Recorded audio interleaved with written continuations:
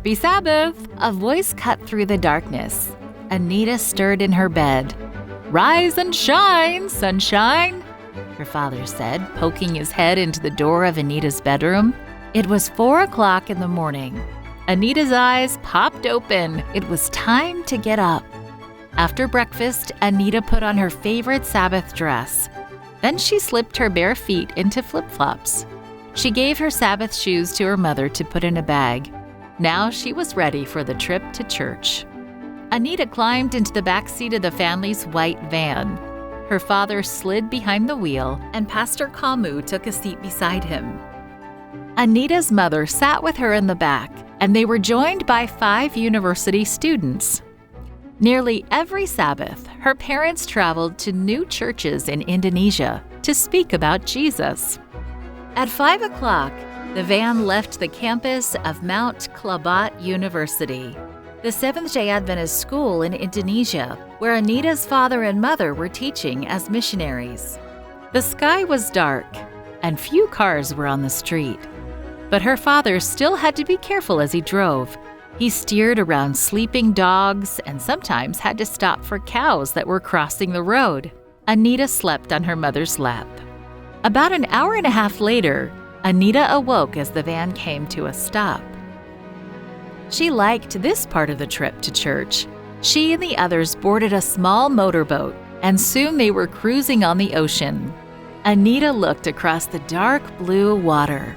Light was just beginning to crack on the horizon as the sun rose. Warm, humid air rushed against her cheeks as the boat navigated gentle waves.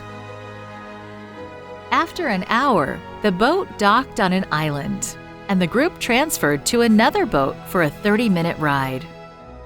Then they landed on yet another island, dotted with coconut trees amid a lush green jungle. Anita was glad that she had worn her flip-flops and not her nice Sabbath shoes, because she liked feeling the mud between her toes as she walked along the trail. About 45 minutes later, Anita saw a small village with a Seventh-day Adventist church. Sabbath school would begin soon, and the church was already crowded with people. The people greeted Anita and the others with delight. Grandfathers and grandmothers smiled broadly.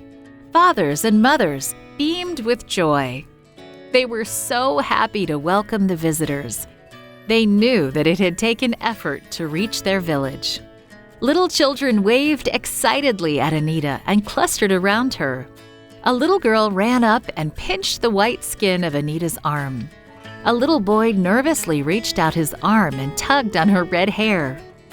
The village children had brown skin and black hair, and this was their first time seeing anyone who looked like Anita.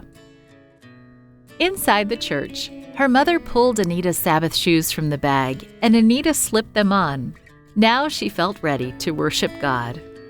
Later that afternoon, Anita put her flip-flops back on for the long trip home. She was tired, but happy. Every Sabbath, the long trip to a new church was an adventure.